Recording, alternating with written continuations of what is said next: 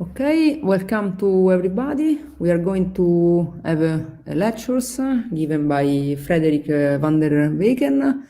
He studied as particle physicist and now he works at CERN in the accelerator division. And so we are going to learn a lot of secrets about how these big machines work and the physics prepared around.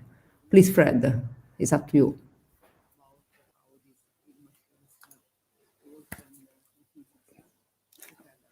Okay, I have actually a feedback. I'm gonna mute somewhere. Sorry for that. Okay, I think it's fine now. So, hi everybody, and yeah, welcome. So, first of all, this is actually meant to be some kind of interactive talk. So, whenever you have questions, put them in the comments, and I will do regular stops, and then we can check whatever are the comments, and we can discuss, and I can actually try to answer these kind of things. Okay, so we're going to talk about particle physics. We have big machines, high energies, and tiny particles. Physics at the femtoscale. That's the title of the talk. That is what we're talking about. But of course, then the first thing is, what scale? What is a femtoscale? That's a very important thing, because people always talk about femtoparticles, femtometers, this kind of thing. So, to give you an idea of scale, let's zoom in the things. Let's zoom in whatever we see, whatever we know. We start with matter. Matter, you see a typical small cube of wood, 5 centimeters, let's say, more or less. So that's 10 to the minus 2 meters. And then we zoom in. I'm quite sure that most of you know that everything is built of atoms. So an atom is what we call 1 angstrom big. An angstrom is 10 to the minus 10 meters. So we zoomed in quite a lot. We scale. We go more than 1 million times smaller, something like 100 million times smaller. And then I think most of you know as well that an atom is built out of a nucleus and electrons around it. So the nucleus is quite a lot smaller than the atom itself. It is 1 picometer. So the P is for pico in this case.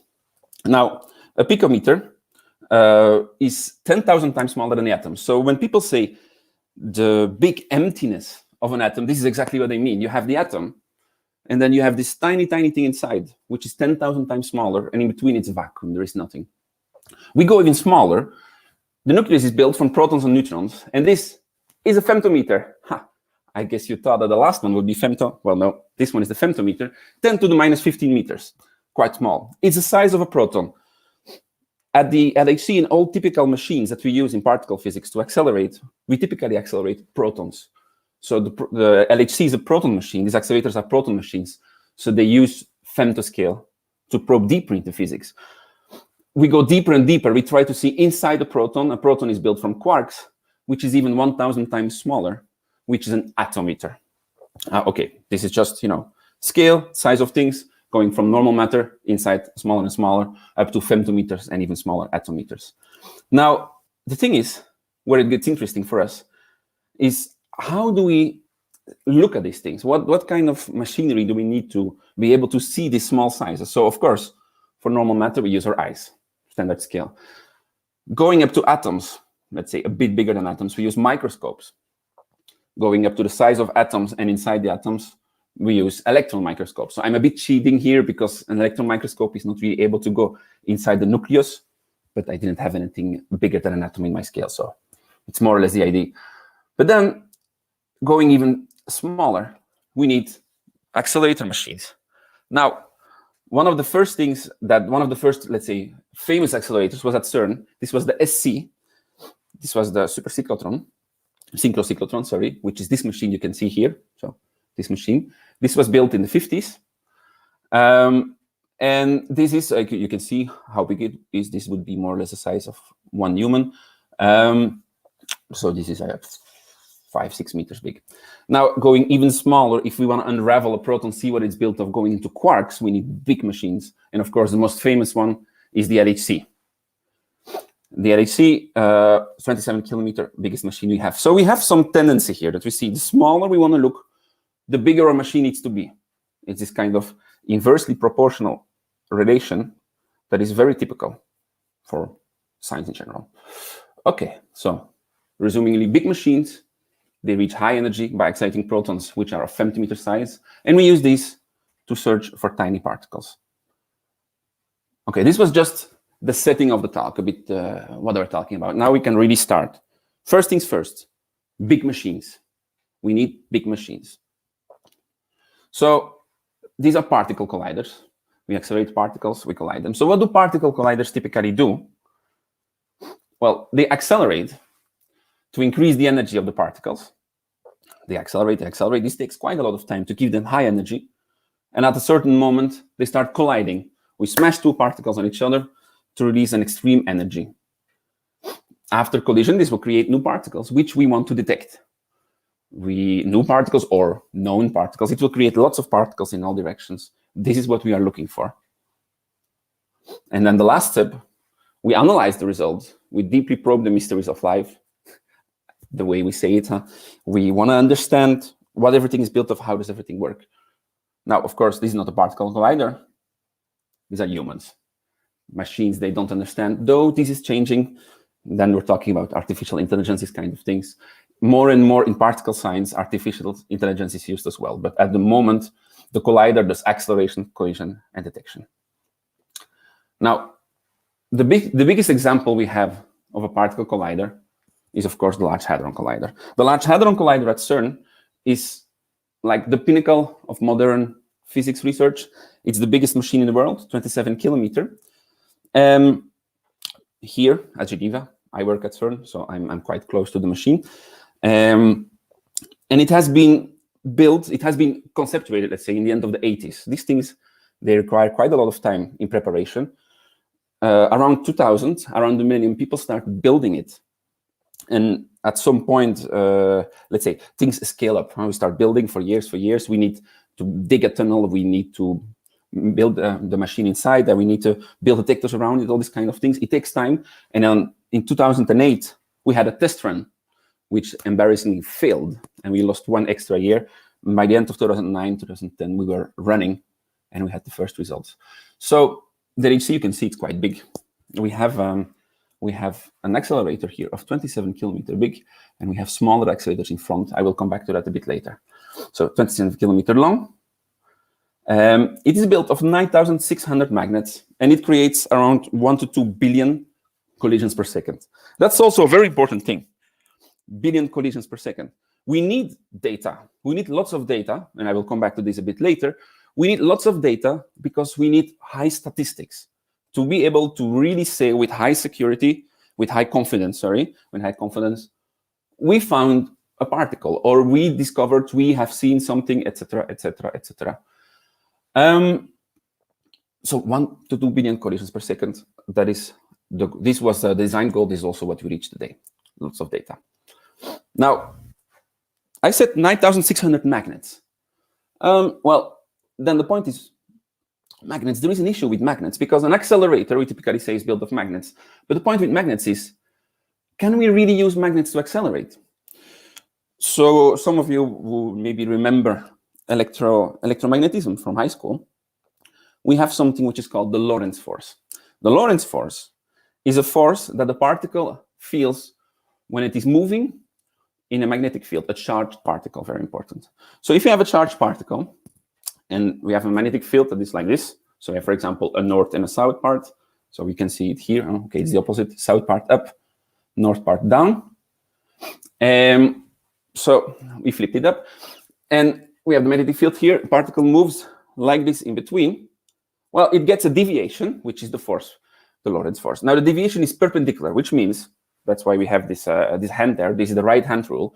If you have the field in that direction, the current, this is the movement of the particle, if you want, in that direction, then the force is in that direction. So in the example we have here, the field goes from north to south, so it goes north to south. The movement goes in that direction, so the particle experiences a force in that direction. It will be bent. Now, bending, bending is not the same as accelerating, of course. So we could say that the effect of the magnet is in a wrong direction, because the moment the particle starts turning, well, the movement turns as well, you see. And what you get is that particles just start spiraling. So there is no way of a particle to go faster when it is in a magnetic field. So we cannot use magnetic field in this way to accelerate particles. It is like pushing on a swing from the side. As I showed here, you're nicely having fun on a swing, and as somebody pushes from the side, it's going to make you move, but not in the correct direction. It's not going to make you accelerate. So no magnets. What do we need is an electric field. An electric field is, the force for an electric field is longitudinal, which means that if the electric field is in that direction, particle moves in that direction, the force will be in that direction as well. And the typical thing what we use for that are called cavities. Now, cavities are these big things. Okay, you can see one here. This is an image from the cavities at CERN. Now, the cool thing, what I think is very cool, is that they are empty. So we have this thing, which is some kind of copper, and so would be more or less this size. It's a tube, it's a hollow tube, and there's nothing inside. What we do with this tube, you see it has this peculiar form here. I don't know if you can see my mouse, actually. Can you see my mouse? Yes, you can see my mouse. Okay. We have this peculiar form here, which goes, if you have the cylinder coming in, it makes this bulge here. And it's exactly the form that makes the particles accelerate. Now, this is the main point. It's hollow, but the form is very important. What we do is we put an electric field on the exterior of this cavity, so on the copper itself, and it will create waves, standing waves inside. That's the classical explanation. Now, there is a more intuitive explanation. Now, you maybe remember from high school physics that electric charges in general, they either repel or attract, depending on whether or not they have the same charge, positive or negative. So if you have a positive particle here and a positive particle here, they will repel. If you have a positive particle here and a negative particle here, they will attract. So like charges repel, opposite charges, they attract. And that's exactly what we're going to use. So imagine here, this thing, that's a proton beam. So this is a proton coming in somewhere in the accelerator. And this thing is how the field looks in the cavity. So the field, of course, has two sides. It has a positive side and a negative side. So what will happen in the beginning is that it is opposite. We have this side blue. So blue means negative. And this side red. Red means positive. The proton itself is also positive. So positive here, the proton. Negative here. So remember, it has to start flipped. Blue and red. And they will attract. So the proton will be attracted towards this part of the magnetic field. And the moment it's here, it will flip. And this part becomes red as it is now. And this part becomes blue. And then we have red, red. So it repels. And actually, it pushes the proton away. So first it was attracted. The moment it's here, it is pushed away. So it goes even faster. And the moment it is here, the field flips again. What happens? And this becomes red again, and this blue, and it is even pushed further. So we have this like synchronization of the field, which is timed perfectly with the speed of the proton. So attracted and pushed. And so at every step this happens, the proton accelerates and goes faster and faster and faster. So every time it passes, it will gain some energy. Now, of course, for this, a correct timing is crucial. So this is what we call radio frequency cavities, RF, because the frequency at which they are changing is very high. This is in the order of 400 megahertz, something like that. Don't know it by heart. Now, megahertz means million changes per second. So we have something like 400 million times per second that it changes up and down from positive to negative. This is timed perfectly with the movement of the proton. Okay, so then, of course, the point is, I said the LHC exists of 9 times 600 magnets. So why does it have magnets? And why so much? Why so many magnets, 9 times 600, if the magnets actually cannot accelerate? Well, here comes the point. Scientists in general, we like to, I'm not going to call it lie, because lying is like very, very negative, but we are lazy, and we don't want to, let's say, spend a lot of time explaining all the details, and so we go in like, So magnets.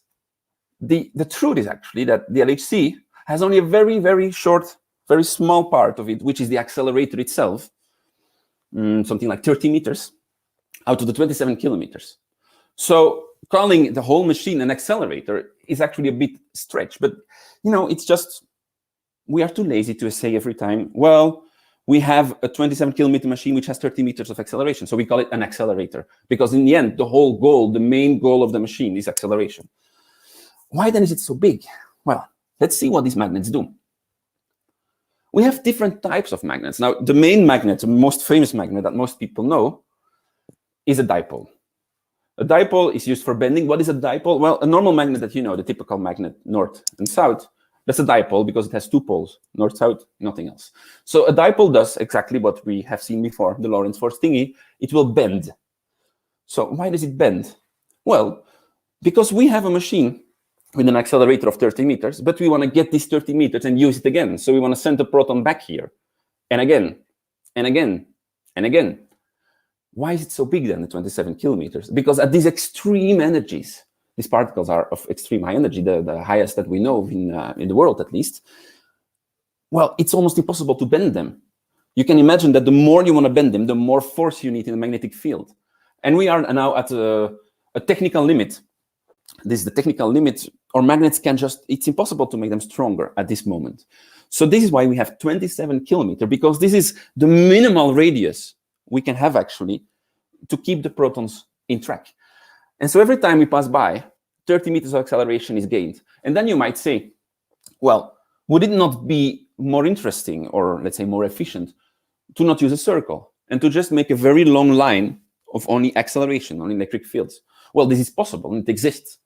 These are called linear accelerators. And well, there are examples of like SLAC is 2 times 2 kilometers for 2 beams colliding, so 2 kilometers.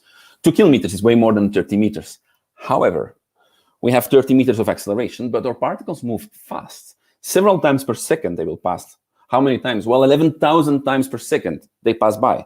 So after 1 second, we got the equivalent of 33 kilometers of acceleration. That's already something. And we don't accelerate only 1 second. The LHC, it has phases, let's say. We start by filling the thing with protons. This takes some time. When the whole ring is full with protons, then we start the acceleration. This takes 20 minutes. So 20 minutes times 33 kilometers per second, that's a huge accelerator, impossible to make in the linear case. So that's why we have a ring. And that's why we have a 27 kilometer ring, which is mainly built of bending magnets. What other magnets we have are quadrupoles. So look, this is one of the types that physics is really easy. 1, 2, 3, 4. Quadro. So 4 poles. Now, of course, this is not north, south, east, west. That would be too cool, but life is not always that cool. It's north, south, because magnetic fields have only 2 polarities, north or south. But we have 4 poles, north, south, north, south. The field lines, they go a bit like that. So it's like a curved star, which means that in the middle of the magnet, you don't see any field. On the sides, you start seeing the field. So what it does actually, it will push particles back to the middle. So it is as if it is focusing the beam, which is a very important thing. Without these focusing magnets, we lose the beam before it makes one turn. Now, there are several details. We cannot focus horizontal and vertical at the same time. There are all these issues. Maybe we can discuss this later if there is more time. And then we have higher orders. We have, like you see, sextupole, 1, 2, 3, 4, 5, 6, octupole, 8. In the LHC, we have decapoles, 10, and even dodecapoles, 12. Always in orders of 2, because you have combinations of north and south. What they do? Well, they do other stuff. They do corrections and things. Let's not go in these details. So we have the layout of the machine. So whenever people tell you the LHC is a big circle, well, that's another, let's call it a white lie, because we're too lazy. It is more like so also this, let's be honest, also the figure here is not exactly correct. Why is that? Well, it's more of an octagon of which the corners are bent. So why is that? Well, the moment you do something, let's say you put a detector, or you put an accelerator, the 30 meters acceleration, or you do other stuff, well, there you don't have bending magnets, right? Because you have a detector or an accelerator. Well, if you don't have bending magnets, it will not bend, right? These things are only logical. So you have typical accelerator has straight sections where we do the interesting stuff, and then bends, well, where we bend. And an LHC has typically 8 straight sections. So they are called octants here. We have the octant is combining part of the arc, but anyway, so these are the 8 straight sections. We call them the IPs or the IR, interaction regions. This is where the stuff happens. So you should imagine that one arc, one bend, so 1/8 of the ring is 2 to 3 kilometers, and then we have some 600 meters straight. So there are 4 things with a star here. You see, this is 4 places where the beams cross, 4 places where things really happen. So these are the detectors. These are the 4 experiments that the LHC have. That's why the two beams cross. So blue and red are the two opposing beams. Of course, if you want collisions, you want them, well, to collide. So you want to cross. That's why you have 4 crossing points. What do the 4 other points do? Well, one is a very important one because it's acceleration. So this is the place where the acceleration really happens. Fred, We have the beam dump. Well, at some point, as I told you, the thing goes in phases. We start filling it, we start accelerating, then we start colliding. This takes time. Well, we have quite a lot of protons inside, 10 to the 14 protons. Yeah, more or less it. I'll let you calculate how you would pronounce that number. So we had, this is the amount of protons we have. And of course, then we start colliding, as I told you, 1 to 2 billion collisions per second. So 1 to 2 billion collisions, every collision you lose 2 protons because you destroy them. So that's 4 protons, but then per experiment. So let's say these main two get most of the collisions. So we lose something like 10 billion protons per second, which means that you will see after a few hours that you have way less protons left. Of course, if you have less protons, you will have less collisions. So this is a coupled equation. So you'll see that the rate of collisions goes down slowly. You start at 2 billion and you end up at, well, this goes on for infinity because the less you have, the slower you will lose your protons. Okay, I will directly go to the last step of this, which is the beam cleaning. So we have the experiment, we have the acceleration, we have the dump. What does the dump do? Well, this was, I forgot to give the main point. At some point you say the number of collisions is not high enough, dump and start over. We do that here. And then you need some cleaning in between. Okay. There are some questions. Yes. Probably. Yes. Okay. Barbara. Frederik, so there are a lot of questions. Sorry. Okay. Yes. Can you hear me? Yes. Frederik? Yes. Oh, voilà. So there is first questions is if the particle collider, this particle collider is always working. I know the answer, but maybe you can answer. Okay. This particle collider is always working. So I have a small issue, which is that I get your voice twice and my voice as well. So I even mine again. So if the particle collider is always working, well, pretty much. We on a whole year basis, we have 9 months of operation and 3 months of stop. In the stop, we do maintenance, we switch on small components and stuff. So typical maintenance, and we save energy. The 9 months of operation, this is pretty much non-stop. So as I told you, it's phases. We start filling, we accelerate, we collide, we dump.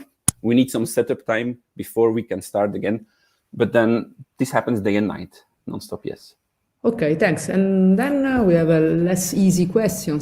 Question is if you need to change the charge of, I don't know, was the magnet 1 or 2 billion times per second in each radio frequency cavity. So probably some details about the radio frequency. Times per second in each radio frequency cavity. Okay, can you maybe at in the same time also type the question? So if I understood it correctly, whether or not you have to change the charge of the field so many times per second, is that correct? Yeah. If I understood correctly, whether or not you have to change the charge of the field. Sorry, this is really correct. So this is true. This is exactly what you need to do. Sorry, I'm going to put it a bit softer. So the magnetic field, it has, let's say, a polarization. It has a positive side and a negative side.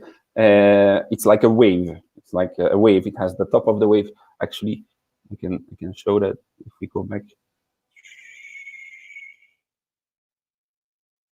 Okay, so you see it has a positive side here and a negative side here.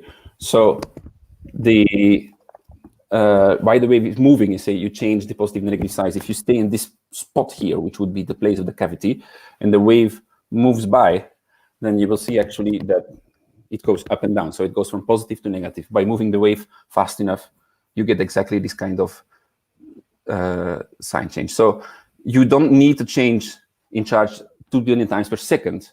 No, you need to change. Let's say the change is not related to the number of collisions. the change is related to the speed of the particles. So this is the speed of light, and this is how fast will they pass. As the size of the cavity, when the moment they enter and the moment they leave, it needs to have changed. So the cavity is more or less this size.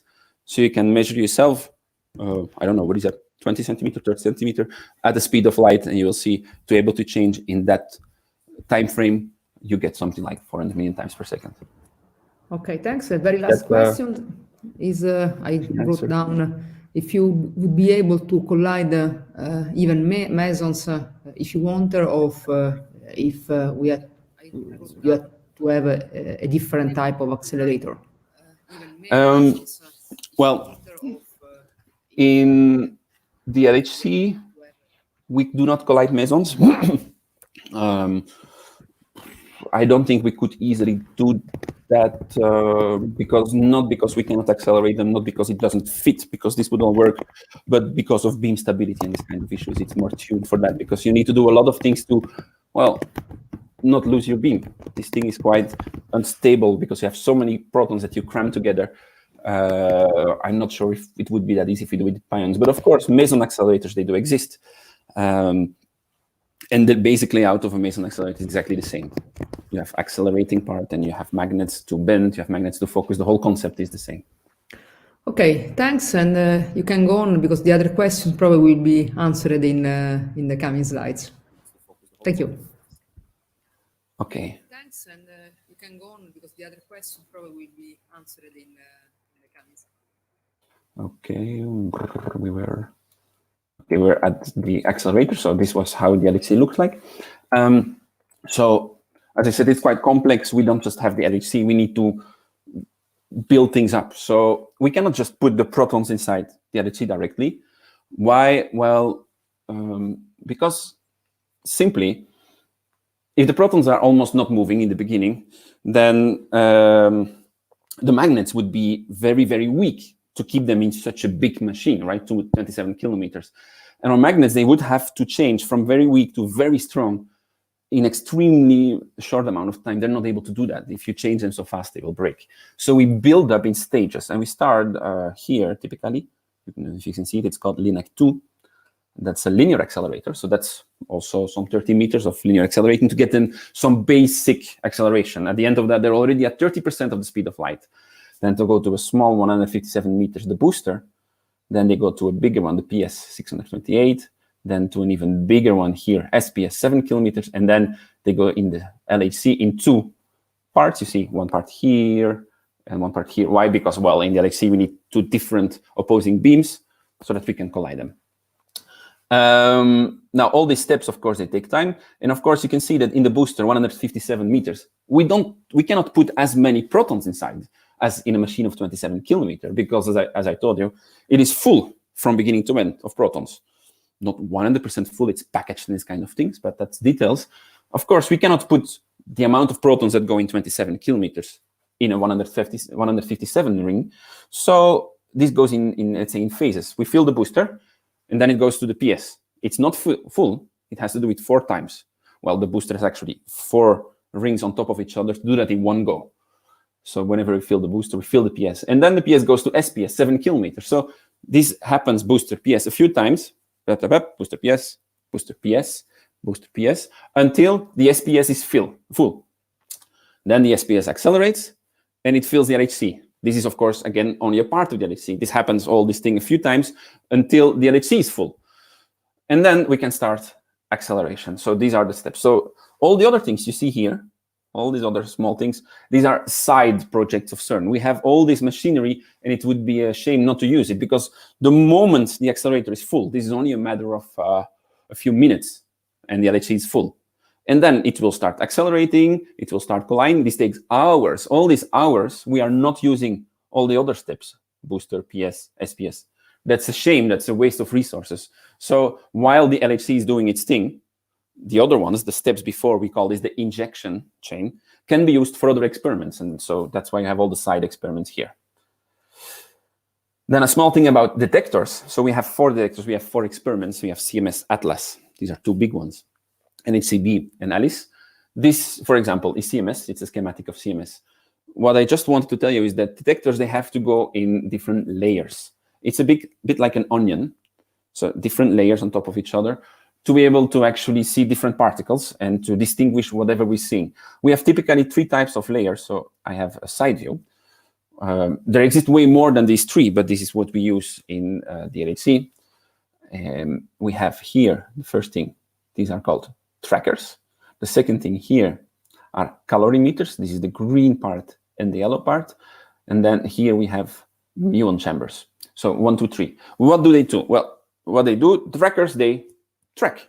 They show literally tracks of particles that pass by. This only works for charged particles. Calorimeters, calorie is some old unit for heat, actually. A calorimeter does what it sounds like. It destroys a particle to be able to measure its energy. So it heats it up between brackets. That's not true, but old machines, they still exist, actually. The real name of a calorimeter is actually a machine in which you put food, you burn it, and you see how much heat you get. Because then you know the energy containment of food. So if you have your Snickers bar, you see, whoa, 560 kilocalories, that's quite a lot of, and you'll get fat if you eat too much Snickers. How do people know this is 500 blah blah kilocalories? Well, because they put it in a calorimeter and burn it. So it's a bit the same idea here. We put the particle inside, we burn it, we don't really burn it, we absorb it. So the particle, this will be a very dense material, and the particle will be slowed down inside the material and stop. It lost all its energy. But you probably know energy cannot be destroyed. Energy can only be transformed. So the energy is not lost. The energy goes to, for example, heating up the material or radiating light and all these kind of things. So if we measure this, if we measure the temperature or we measure the emitted light, then we know how much energy this particle had. So the calorimeters destroy the particle to get an idea of the energy. And so these are the first 2 steps here. So you can see some tracks. For example, this red line here, it's an electron. So we have a big magnet here, the superconducting solenoid. It's like a cylinder, and it bends the particles that are generated. The reason it does it in the detector, we're not talking about the accelerator, is to aid detection, because then we know if it bends left or right, it will depend on the charge. So bending left, in this case, if you look like that, negative, positive in that way, then it's positive if it bends in the right way. So the bending helps us to, let's say the bending is only used for analysis. So we see a particle bending here, particle bending other way, so this one is positive. So we see we have 2 different calorimeters. Why is that? Well, light particles will be stopped in this one, heavy particles will be stopped in that one. So we see a light negative particle, electron, a heavy positive particle, for example, proton. And then we have these dashed lines. I don't know if you can see that it's dashed, but dashed means no track. So we cannot really see the track. We cannot see it at all because it's neutral. And if it's neutral, it also doesn't bend. So we just get a signal suddenly here. Well, we don't care that we don't see the track because we know it is hence neutral and not bent. So we can just draw a line. And we see a signal here. So what is this? Well, it's a neutral particle that is light. Photon. Neutral particle that is heavy. Neutron. So, of course, this is very simplistic. This, let's say, it doesn't help you to distinguish between a proton and other types of heavy positive particles. But we have analysis to that, and we don't always need to do so. Sometimes we want, sometimes we don't. Then there is one particle that, for several reasons, actually can still go out. That's this blue line. That's a muon. A muon is not super heavy, but the way it is created, it has a lot of energy, and it's able to penetrate completely. And so what we have after the magnet, these are the muon chambers. Why? Because, well, whenever something comes there, we know it's a muon. So these are just the muon detectors. So we can see here in the onion, we have trackers inside, the yellow and the blue thing, and then the green is the light calorimeter, yellow is a heavy calorimeter, this is the magnet, and here the muon chambers. It's quite big, huh? As you can see, this is a human, so we get something like 15 meters diameter, I think 30 meters length. It's written here, yeah, 30 meters overall length. So that's a big machine. Okay, so we had step 1, big machines. Example of the LHC, accelerators, detectors, all those kind of things. Now we go to step 2. We're talking about tiny particles.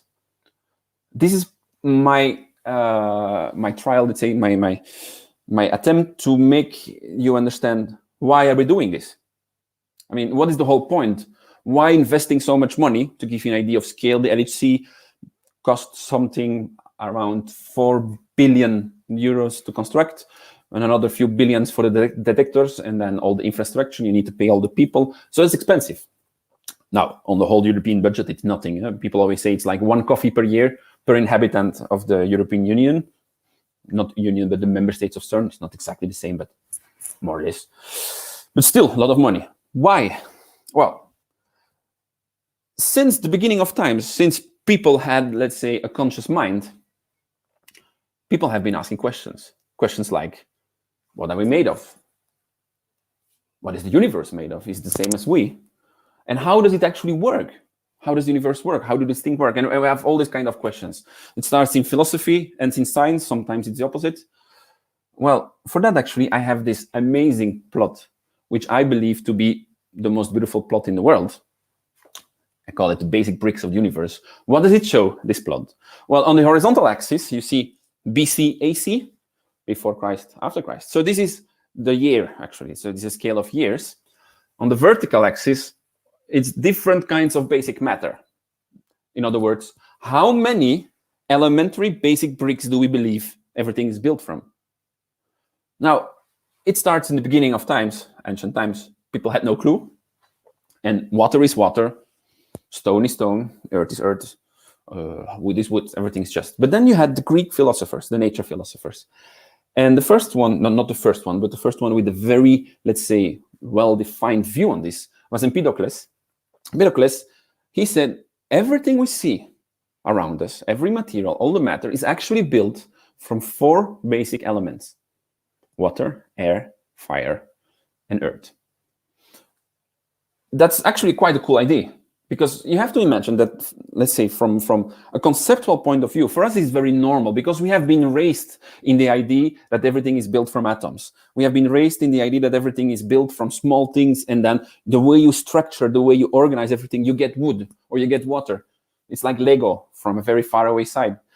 For us it's easy, but if nobody ever told you that, it is a very, let's say, it's a very difficult, a very high conscious step to say, whoa, but you know, actually everything is the same. It's built from something deeper. That's a very deep philosophical thing to say. I have quite a lot of admirement for these people. There was Empedocles with the 4 elements. There was actually Democritus, which was the first one to say, well, what is more important? Everything is built from small things. He did not specify it. He did not say it was earth, water, fire. He didn't specify, but he said what is very important, these small things are indivisible. You cannot divide them. Not invisible, indivisible, divisible. You know what I mean? You cannot split them in smaller pieces. These are the elementary bricks. And he called them atomos, undividable. You cannot break them up, atomos. So we honored him by calling these things atoms. He was the first one to conceptualize this. I'm very much impressed by that. And then you see we go, let's say, as the time grows, our concept, the common view of people was, well, we have more elementary things because, so this is Empedocles, look at him. Yeah, very nice guy. Then a bit later we get the medieval ages. Look, these are alchemy symbols. So people were saying, yeah, we have basic elements. We have a lot of them. We have gold, we have bismuth, we have silver, and this kind of things. And then they were like, we have lead. Maybe we can move from one element to the other, change lead in gold, blah, blah, blah. The basic idea was cool. And then this rises over time, and then suddenly you have this guy, Mendeleev. Look, that's Mendeleev. And he says, well, we have quite a lot of elements, and we can organize them in behaving similarly or not. This is his famous table, of course. And then this is like somewhere just, I think this is a bit off. I think this should be 1895, the jump down, but never mind. So somewhere here we have some 80 elements, a bit more. Not all elements were discovered yet. And then you have these cool guys. This one is Rutherford, who was actually able to show, all these different elements are actually a nucleus with electrons around it. Bam! From almost 100 particles, we go to 2. I love this. Puff, we go down. Everything is built from 2 particles, people. Protons and neutrons. Sorry, no neutrons. Protons, electrons. Neutrons were not yet discovered. So this is Rutherford and Niels Bohr, who made the first model of the atom, and blah, blah, blah. So at that moment, suddenly this was a huge world shift. All these things, no, the whole world is built from only 2 particles, protons and electrons. Cool, right? And then this grows because then they discover, there are also neutrons. There is also muon. There are also neutrinos. Tac. And then people start discovering, but you have these kaons, pions, as somebody called it in a question, mesons. These are, for example, pions and kaons. But then we have delta particles. And all this, people were discovering more and more particles. And in my impression, this actually should go higher than before. And then there was this guy, Gelman, who started organizing these kind of things. It's the eightfold way, which actually comes from Buddhism. This is the 8 ways to live and blah, blah, blah. But then he used this name to organize, all these particles that were found in a structure. And then because of this structure, people started realizing, oh, so if, again, like with the table of Mendeleev, we can organize them based on properties, probably this means that there's something, deeper, showing what they're built from. And then people are like, oh yeah, they're built from quarks. And poof, we fall down again. Now we have, at that moment, I don't remember, we have probably 3 quarks only that were found, 3 quarks, electron, photon, and so the number of particles was quite small here, but more than 2. And this is where we're now, and we've started discovering new and more particles. So a few more quarks. And the last step here, this one, of course, is, so this is the standard model here before, forgot to mention it. So then people started organizing all particles that were known into 16 particles. We have 6 quarks, 6 leptons. Electron is a lepton, so we have lepton-like particles, and then force particles here. These are the 3 people that are the founders of what we call today the standard model, Glashow, Weinberg, and Salam. And then the last jump here, this last jump, is of course the elusive Higgs particle, which was found 2012. So this is Brout, Englert, and Higgs, the 3 that made the Brout-Englert-Higgs theory that explains why particles got mass. So this is where we are today. We are at 17 particles. We have 17 elementary particles. This is why I like this plot so much, because it has this oscillation. We go down. So maybe one day we will fall down again and see everything is built from, 2 particles again. We don't know that yet. It's the evolution of the basic understanding of the universe. So this is the standard model, as we know it today, 17 particles. As I said, 6 quarks, 6 leptons, 4 what we call gauge bosons, which are the force carriers, and then the Higgs boson. Everything we know is built from this. Everything we understand is encapsulated here except gravity. So to understand that, we have to go to the next step. And I think maybe this is another good moment to break. Are there questions? Yes, a lot of questions. So the first one I'm going to copy for you is back to the accelerator complex, how you can see the trajectory in the accelerator without affecting their path. So it may be a quite technical question, but I think that is really taking the point. Okay, that's actually a very good question. Well, you do not affect. So you affect their path, actually. This is a very good observation. You do affect their path, but very slightly. I mean, I don't think it's even measurable. The point is that particles have such a high energy when they're created, high energy. And so by detecting, you make some interaction which might deviate them slightly, but since the movement or the energy in that direction is so high, this is so tiny. Very, very slow particles will be slightly influenced, but we have something which is called delta rays, delta particles, delta rays, which is a particle that actually goes through a gas. We have gas detectors. It will make small side sparks along the trajectory, which is where it actually moves a bit because it emits small radiation particles. But we can ignore it. That's the main issue, the main message, sorry. And another question really interesting is why an electron is absorbed by the electromagnetic calorimeter and a muon doesn't. So we have to enter in some radiation matter interaction. Is again a bit technical, but can be interesting.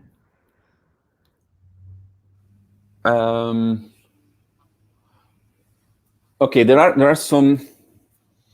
Okay, the easy way to explain is because a muon is 200 times as heavy as an electron, so it has more inertia, if you want, and it goes through. Now, that's a very lazy explanation because it doesn't explain why a proton, which is almost 10 times more heavy than a muon, then is absorbed. So there is more to it. There is, let's say, it's because it's a lepton and it's heavy. That is the main short answer. There are only a few leptons, so we have the electron, and the muon is a heavy electron, and we have one heavier, which is a tau. So the tau would be able to go through as well. However, the tau is unstable, and it decays in I don't know, femtometers? No, not femtometers, but probably something like picometers. So very fast. You cannot. It does not have the time to go out. But so the reason is that leptons, they are, let's say, the number of interactions they can do, the things they can do, are limited compared to a proton. So it has less interaction going on while going through. I hope that more or less answers the question. Yeah. And a very last question. In your summary table, antimatter is not taken into account. So someone already anticipate maybe some other topic, but in the number of elementary bricks, you didn't. We are not counting the antimatter particles, antiparticles. So very good question. The reason is that, well, matter-antimatter is more considered as some kind of symmetry operation. So there is the what we call charge conjugation operation, which changes a particle into an antiparticle. So from a fundamental point of view, a particle, its antiparticle are the same particle in different states. So you could say like the electron state is an electron or a positron, depending on it's like particles have spins. Electrons have spin. They can be spin up, spin down. You would not call a spin up electron a different particle from a spin down electron. So there is no reason why you would call an electron a different particle from an anti-electron. Why do we do that? Well, historically, because in the way they were discovered and stuff. So you could add to the standard model all the antiparticles. I prefer not to, because for me, they're just different versions of the same particle. If you do that, you should do the same for color, because, you know, quarks and the strong force, they have a property which is called color. We have red quarks, we have green quarks, we have blue quarks. So then you should have 18 quarks and 18 antiquarks. So some people count like that. Then you end up with 18 quarks plus 18 antiquarks, 36 plus 6 leptons, 42 plus 6 antileptons, 48 plus 4, something 60. But for me, they're all the same particle, different states, so 17. I like it simple. Okay, I think that you can go on.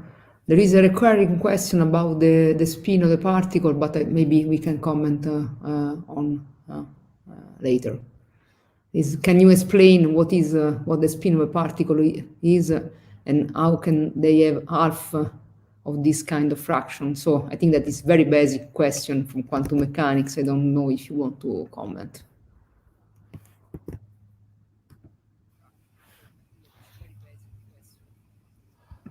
Okay, so spin. Well, why is it 1/2? Well, the reason is, of course, the spin is not 1/2. It is 1/2 something, because we're talking units here, right? When I say this block of lead is 1 kilo, well, it's 1 kilo. If I would express it in pounds, it's a different number. So you choose a unit. So for spin, it's 1/2 something. So that's the unit. Why did we choose 1/2? Well, because people started noticing that the allowed spins for a particle depend on properties of the particle. So standard particles, as we know them, protons, electrons, they have 2 allowed spins. Spin up, spin down, +1/2, -1/2. Now, you want this to be symmetric around 0, let's say, right? So +1/2, -1/2. Then there are other particles, like bosons, which have 3 spin states. And then they are, because you want it symmetric around 0, +1, 0, -1. So they have whole number spin, while the others have half number spin. Then 4 spin states would be half again, 3.5, +3.5, +1/2, -1/2, -3.5. 5 spin states would be whole again, +2, +1, 0, -1, -2, etc., etc. So this is why the 1/2, because it fits more in the way we organize stuff. But again, it's a choice, because it's a choice of units. But in that unit, for all particles, not only protons and electrons, but for the whole bunch of possible particles, things work out a bit more nicely. Choices.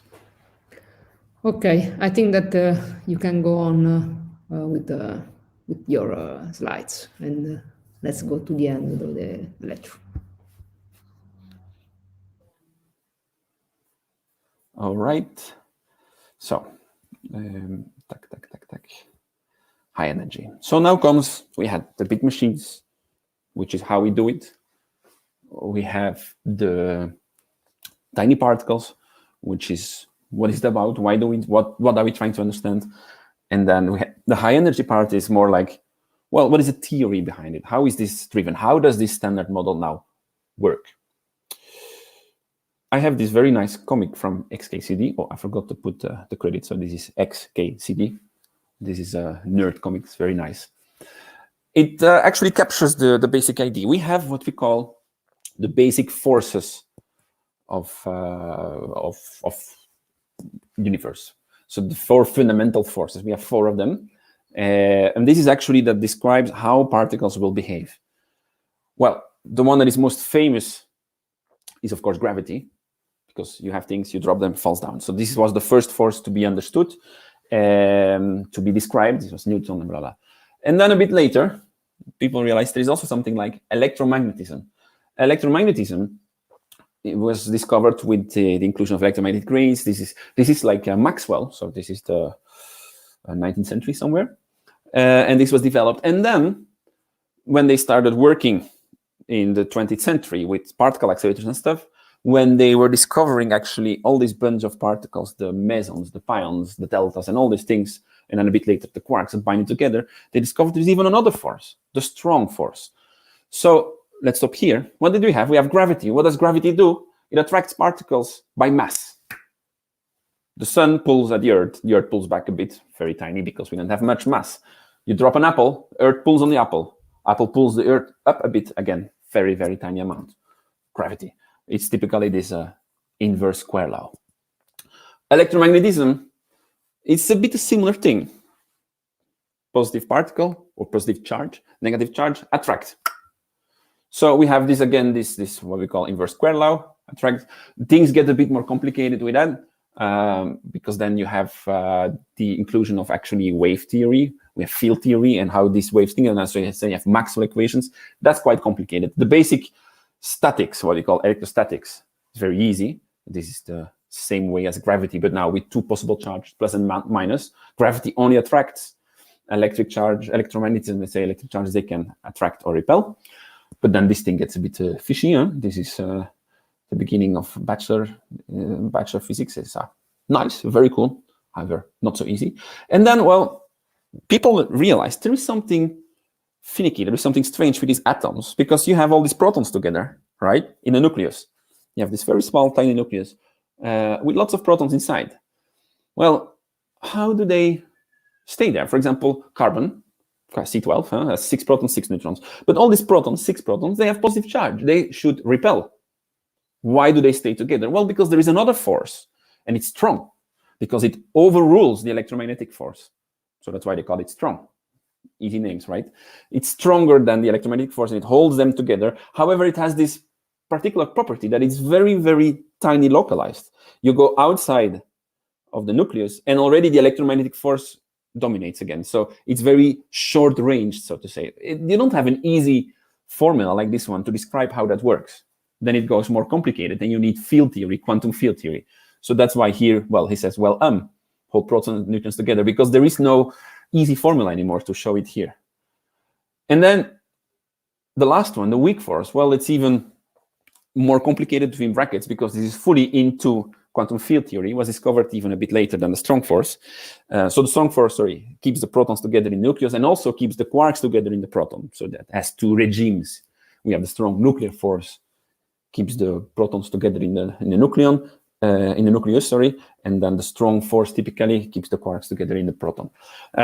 So you could say in a way that the LHC, or any particle accelerator that uses protons or mesons or whatever, hadrons, well, is a strong force machine.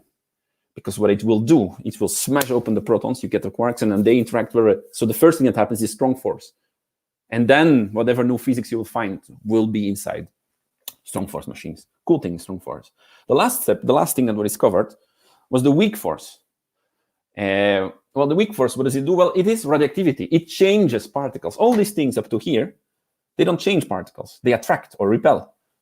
Does things in an easy way, a bit less easy way, or not so easy at all way, but it's always the same. It's about keeping them together, repelling them, about dynamics. The weak force changes them. What it does, for example, it can change a neutron into a proton. You know maybe that a neutron is it decays. You keep a neutron for free, let's say, whoops, and in 9 minutes it will decay to a proton and send out other stuff with it. And the weak force also make muons decay and all these things. So what we call radioactivity, alpha, beta, gamma stuff, is the weak force. Now the weak force, well, it's fully in quantum field theory, and to describe it again, you don't have an easy formula. It gets a bit more difficult than the strong force even. So that's why the mumble, relativity decay, mumble. Let's say that from something which is very easy to explain and have a very easy mathematical law, it goes more and more difficult into, at some point, well, you can just say what it does, but to give people an easy feeling of how it works, it's totally forget it. And now, of course, the bottom line of this thing, the cool thing, of these four, there is one which, well, we don't understand at all how it works on a small quantum level. And then you would expect maybe that's this one. Well, that's actually gravity. So the one which is the easiest to explain, the easiest to get the formula, it seems virtually impossible to actually see how does it work on a microscopic level. How does the quantum level work? It destroys itself if you try. If you try to understand how is the gravitational force, how is this force transmitted, it just doesn't work. That's cool. That's why theory, let's say theoretical particle physics and these kind of things get so interesting and cool. So 4 forces, that's the main takeaway: gravity, electromagnetism, strong force, weak force. This one changes stuff. These 3, without gravity, are fully described in the standard model. The standard model, which we had here, twink, all these things. And that's why we have these 4, we call them the force carriers. These are particles that transmit the force that we're talking about. So the photon transmits the electromagnetic force. So if you see 2 magnets, or if you have 2 magnets, you don't have to see them, and you know what happens with 2 magnets, north to south, smash. If you have very strong magnets, don't put your finger inside, it can hurt. Just read an article about a scientist putting it in his nose, not smart. Don't do this kind of things. So we typically are taught that this is the magnetic field stretching out and the fields and chuck. Well, we understand now that what is actually, in reality, what is happening, there are no such thing as fields. What is happening, it's just photons. Photons sending out all the time. And every time a photon enters one magnet, it's like kicked closer. And this happens billions of times per second, billions of photons and stuff. So it's not a field, it's just photons everywhere. Photons carry this force and make them attract. Now, for the strong force, we have something similar with gluons. We call them gluon. Why? Because they glue the protons together in the nucleus. And we like cool names, and you know that. So the gluons, they glue the quarks together in the proton and keep the protons together in the nucleus. Okay, this is actually not the gluons, but blah, blah, blah, blah. The gluons glue quarks together inside the proton. And then the last one, which we understood, was the weak force. There was W and the Z boson. We have actually 2 W bosons, so we have 3 of them. W plus, W minus, and a Z. So 3 weak bosons, and they will actually do this. So whenever we say the neutron changes into a proton, this is because there was some W involved that changed it. Then the Higgs boson is a bit particular because it's not really a force. It works in a bit different way. So I'm very sorry for all these notifications. I have no clue how to put it off. Okay, so 4 forces: gravity, electromagnetism, strong, weak. And these 3 are inside the standard model. This one, no clue. We have a very, very good theory that describes gravity. It is Einstein. It's Einstein, the general relativity. But this describes it at the macroscopic level. It describes how stars are formed, how galaxies behave, and how even light is actually bent by gravity, black holes, all these things. But that doesn't explain how it works, what is really happening at the microscopic level. Open questions. So, how do we actually do it? Whenever somebody tells you, we found the Higgs, probably most of you will know that 2012, We found the Higgs LHC. We are very proud. I work here. I'm so proud. The Higgs boson, finally found. People wanted to find it since the 60s. That's a very long time. Fruitlessly, effortlessly, they have been looking and not finding it. And now they found it. Huh. So that's again one of these white lies, in the sense that nobody has ever seen a Higgs. I don't mean humans. I mean also our detectors. We don't see the Higgs. Why? Well, because it's unstable and it decays before we could be able to see it. It decays so fast that you cannot see it at all. So how do we know that we have found it? How do we know we have created it? And that's where the black box mechanism comes in. It's what is happening at the collision of the particles. We don't know. We have no clue. We know what we put in, 2 protons, push, poof. We measure what comes out, all the particles, and then we use statistics and the theory we know to deduce what actually happened. That's how it looks. You see, we have a nice black box in the middle. That's where all the shit happens, as they say. Proton-proton collision, stuff goes out. So what does that mean? Well, the new physics, of course, is here. That's the main point. What does it mean? Well, statistics. This plot was a very famous plot in 2012 because this is the Atlas data proving that they have found the Higgs. So what does it mean? Let me try to explain. We have here, we are looking at a very specific set of events. What we call an event is what kind of particles go out. So again, we know what we put in, protons. We look what we get out. These things only shows all these collisions where we got 2 photons out. We get a bunch of other mess here, but we care about the 2 photons. So what happens? We have a proton here, proton here. Smash, protons break and go into fragments in all the... So, okay, whoa, very important distinction here. They break and go into fragments. They don't really. It's not that we break open the proton, see what is inside. What really happens, it's important, you know that, the protons annihilate, poof, gone, completely become energy, you know, E equals mc squared and this kind of result, shoop. And then this energy randomly creates new particles. So you can create from 1 proton, that has very high energy, you could create thousands of protons. So I think you agree that thousands of protons cannot be inside 1 proton. You have a definition with a problem with your definition in that way. So that's not what is happening. You just destroy the proton, you have energy, and you make new things. This could be more protons. So, bam, but for ease of communication, I say we break them open, we destroy them, break them open, fragments of the proton, blah, blah. Just realize these are not really fragments. You don't really break them open. So we break them open, fragments here, and we get all this chisel along the beam pipe. So this is the beam pipe, the protons come in. These things, we don't care about them. I mean, we do for some kind of things, but not if you are looking for the Higgs. But then what could happen is in between, in that direction, so perpendicular to it, something cool is created, namely a Higgs. And then what could happen is that this Higgs, for example, decays to 2 photons. So that would be a very clear signal. We would see lots of chisel here and 2 photons in that direction. Now, the problem with it is not only a Higgs does this. We have lots of other things that give the same. Remember, it's a black box. We don't see the Higgs. We have other particles like a Z0 boson that could create 2 photons. We have other particles like pi0 could create 2 photons. So, okay, pi0 you can see, but Z0 you cannot see. We're looking for particles that live short. And then we have just standard things. You could have photons radiating standardly without even creating a new particle in between. So you will not know the difference. However, everything except the Higgs has been tested thoroughly already since 60 years. So we know exactly how many times we should see these 2 photons on the number of collisions. So I'm now inventing numbers. Let's say per 1 billion collisions, you would see 50 times 2 photons. I think it is actually much lower than that, but I'm inventing. Okay, so this is all the things we know without the Higgs. Then we should see on 1 billion collisions, we should see at least 50 times, or on average, sorry, 50 times 2 photons.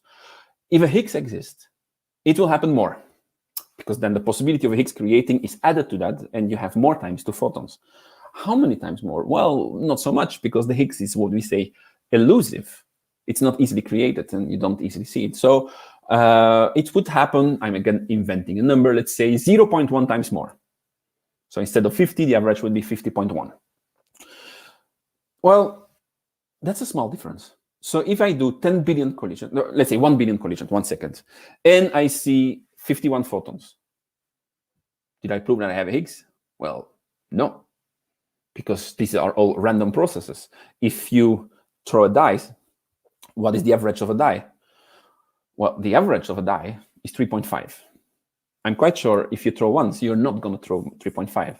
But also when you throw 10 times, you might end up with an average of 5 because you throw quite high, or an average of 2 because you throw 10 times quite low. But if you throw it 1,000 times, 1,000 dice rolls, the average will be quite close to 3.5. So you need high statistics, you need a lot of data. So if I have 1 billion collisions and I see 51 times 2 photons, I have 0 information. It tells me nothing, pure random. If I have 1,000 billion collisions and I have 5,010 times 2 photons, that's already a bit more strong statement. So that's why we need so many collisions, to be really able to see that we added something. And so this is the typical plot that shows it. What it shows is we're measuring the energy of the 2 photons. Remember, calorimeters, we can measure the energy. So we measure the energy, and then this red line included with the dashed line, so not the bump here, but the dashed, that is actually what our theory tells us will happen. That's all the things we know. That is how many, so this vertical axis is counting events, so how many times does it happen for this energy. So how many times do we see 2 photons at an energy of 120 gigaelectron volts? So forget the scale, doesn't really matter, the unit. So we will see that happen 2,200 times. And then, okay, this is normalized per whatever, and also per size and blah, blah, blah. But so that's how many times we would see it happen. So we know how many times we have to see them. If Higgs exists, then this will happen more, but only at one very specific spot, the mass of the Higgs. So only here, this is the mass of the Higgs, 125 more or less, so 126.5, blah, blah. You will see it happen more. You see this bump. Because then, you know, a Higgs is created, and it creates more 2 photons whenever it's created, so at its mass. So now the point is, of course, how accurate is that? Because I can show you a bump, and it could be, it doesn't look accurate. You see all these bumps here. Well, that's why we need statistics, because you cannot trust human eyes. Right, there are other things you cannot trust on humans, but forget that. The human eye on this is like 0 information, because you would call this one also a clear bump, and this one. That's where you do your statistical analysis. It will tell you that this is random, while this is not. And that's a very important observation. And that's why we use the statistics so heavily. And it will tell us, well, this actually is what we say significant. And then we can calculate what we call the accuracy. We can see how sure are you that this is. And it will actually show you bands on the plot. So we have this plot going down, the curve, and it will show you bands around it, like up a band. Now, of course, if this is the bump, and the band is bigger than the bump, well, then your bump is meaningless. You need accuracy. So by getting more and more collisions, the bands will narrow down, narrow down, narrow down. And if the accuracy bands follow the bump nicely, then you found something. And how these bands, how big they are, so how accurate our statement is expressed in what we say sigma, these deviations. So this, maybe somebody knows a Gaussian distribution, it tells you where in the Gaussian are you. So 1 sigma, this means you have something like 20-30% chance that it is just a random effect. 2 sigma, well, a few percent chance that it is just a random effect. 3 sigma, well, already very small. It's less than 1% of chance that it is actually purely random. So 3 sigma is what we say, I forgot the word, something like we found something, we found the particle, but it's not a discovery. It is an event, something has been discovered. And then you go for 5 sigma. 5 sigma. 5 sigma means that the probability that this thing here is actually just a random event. I mean, the fact that we have seen so many times more 2 photons, the fact that we've seen that at that energy dagger, the fact that this actually is not really a Higgs, but just randomly it happened to be too much, this chance is less than 1 out of 140 million, something like that. That's a very small chance. The chance of you being hit by an asteroid is actually higher. So that's what 5 sigma means. So before something can be called discovery, you need 5 sigma. Higgs found, whenever 2012, people were like, whoa, Higgs is found, 5 sigma. So this is an example process that gives you, from a proton, we get a gluon, another gluon, and some other chisel here, creates a Higgs. And then after a while, the Higgs decays, but up to 2 photons. This thing is the black box. we see what we're getting, the 2 protons, we get out 2 photons. Inside, we don't know. This inside, what it really means, well, we have ways, let's say, we have theories, we have ways to describe what is happening in between. So this is quantum field theory. We have Feynman diagrams and all that things. I will skip over it a bit. This one is just to prove that you found the particle. Well, it still has to be the particle you were looking for. For the Higgs, it means it has to give mass. And this plot means that it does. If it would not, it would look like this, bloop. So the fact that it follows these lines, it was the Higgs, well, small plot. So these are the Feynman diagrams. We can discuss maybe later. So I had a small part about the future, but I think this maybe will get stuck, or I can maybe do it in 2 minutes. But first, let's see if we have a few questions. Okay. Yes, Fred. There are a couple of there are many questions, and you will have to answer after the talk. But first, the question is if one single proton have enough energy to create many other protons. So I think that this is interesting to explain how this magic can happen.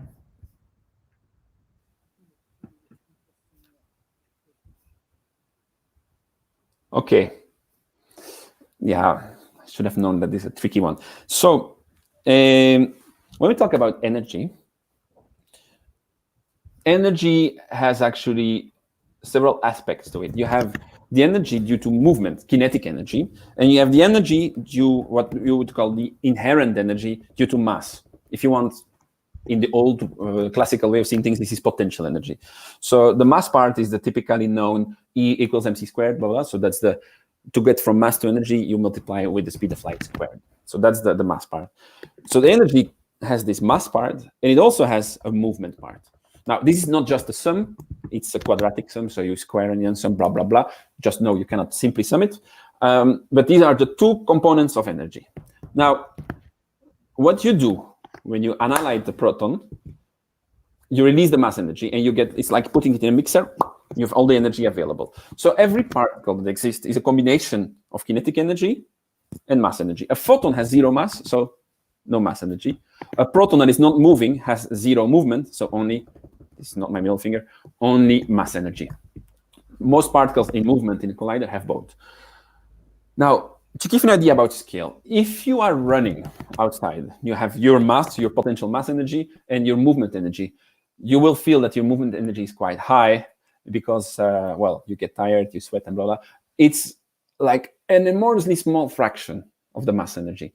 If you have one particle, a proton, and you move it by accelerating it, let's say in the beginning, the mass energy is still way higher than the movement energy. Now, at the LHC, because particles go to such high energy, it's the opposite. The movement energy of the proton is 7,000 times its mass energy. That's ridiculous. That's extremely high. So what happens when you collide the 2 protons? Protons are gone, you mix, blah, blah, and you have an energy which is equal to 14,000 times the mass of a proton. So now the energy, random parts of the energy will be used to create new particles. So you take a chunk of the energy to get the mass of the particle to create particles, blah, blah, and then all the energy that is left is randomly distributed to give them movement. That's how it works. And so the absolute upper limit of these 14,000 proton units of energy, so we have all this energy, you could make 14,000 protons from it, but they would not move because all the energy is finished now. So again, try to understand, you're not breaking open the proton and see what's inside. No, you're destroying it, you get a soup of energy available, and then you make stuff from it. I hope that answers the question a bit. Yes, I think there are many other questions, so you will have to work after the talk, but I think that you can go for the wrap up just in a couple of minutes, describing the future of what you presented.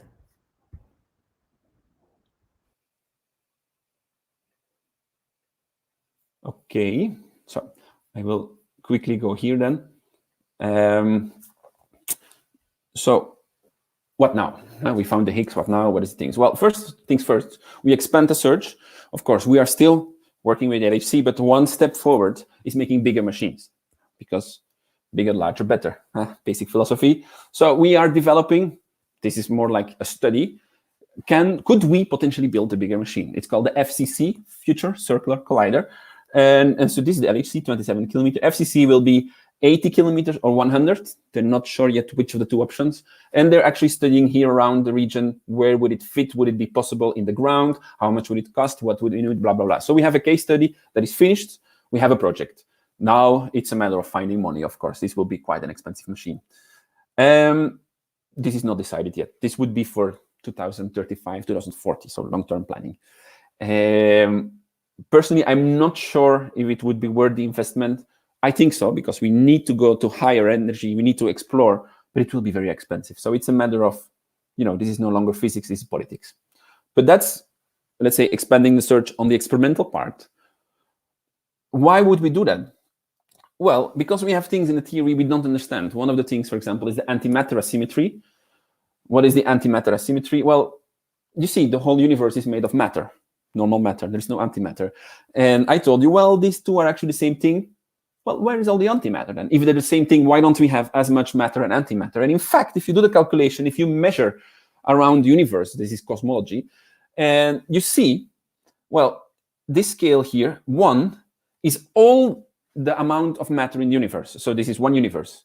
At the Big Bang, we had 10 billion amounts of antimatter and 10 billion plus 1 amounts of matter. The 10 billions annihilated and the 1 matter is left today. Why? Why this asymmetry? Why not exactly the same or totally different? Why this very small difference? We don't like that. So there are a few explanations possible. We don't know. We're looking for it. Another thing that is on the open to-do list is dark matter. We see there should be something more in, for example, rotation curves of galaxies. You see them turning. You see how much mass they have. Why? Because, well, what you see is the suns, the stars. And we know that all the mass of a solar system is inside the star. Also in our case, the mass of the planet, you can just ignore it as compared to the mass of the whole system. So you can look, the mass of the sun is, the star is the mass of the system. And you know how much mass a star has by how much light it says. And from this, you can calculate how fast it should turn, rotation curves. And it should change in function of the distance. So this is the turning velocity, and this is the distance. And it should be like that. What we measure, however, is it doesn't stop. It doesn't go down. And this means that the only way to explain it, there is more matter here than we can see. So there is dark matter that does not give light, but we don't know what it is. Different explications, like are there black holes? We don't see black holes. Weakly interactive massive particles, there are neutrinos, or does gravity maybe behave different on big scales? We know now already black holes cannot be. Does it behave differently? This is my personal favorite. I think this might be actually explication. But anyway, keep on looking, keep on explaining. Same with dark energy. You probably have heard this before. This is the whole thing the universe is made of. Stars, 0.5% of everything, because we have then free gases, then we have dark matter, way more than normal matter, and then we have dark energy, even more. Open questions, explications for that. Again, these are all theories, very difficult to prove, but we look for small hints that one of them may be right or not. So then, before I stop, one more tiny thing. Our amazing plot, the one I absolutely love, it has one thing which I did not mention yet. It's this thing. Well, what's that? Well, this is the hope that maybe one day people will be able to find that everything is built from one particle. Instead of all these things, everything, there is only one fundamental particle. That would be very elegant and nice, right? So could this be, for example, string theory? Where the string theory says that everything is built from a string, and vibrations of the string create the different type of particles and stuff. Would it be string theory? Nah, I don't think so. I'm not really a fan of string theory for several reasons, which we can discuss whenever. These are open questions to be left explored. This is actually the main thing we don't know. Exploration is very needed. So we have the two things which define the future of particle physics. We have theory, where we need creative minds to give possible solutions. And we have experiment, where we need big machines to look for hints that a certain theory might be right or wrong. So that was the end of my presentation. So I guess we're actually over time, maybe for questions, but feel free to send me an email. I am very slow in responding, but I will try at least to be nice. Many thanks, Fred. I think that we should almost stop the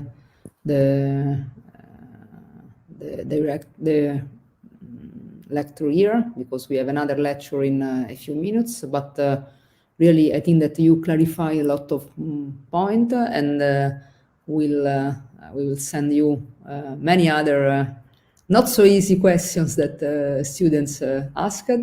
Some are really require some deep trip in our knowledge, but I think that you will be able, with your time, to answer all. So thanks, and thanks to all the students, and hope you will receive soon the answers to your interesting questions prepared by Fred. Thank you as well, and thank you for giving me this opportunity to talk, and thanks for all the students to have made it to the end. It was a lot of info, but yeah, thanks to digest, but they will make it. Okay, thank you. Bye, Fred. Bye.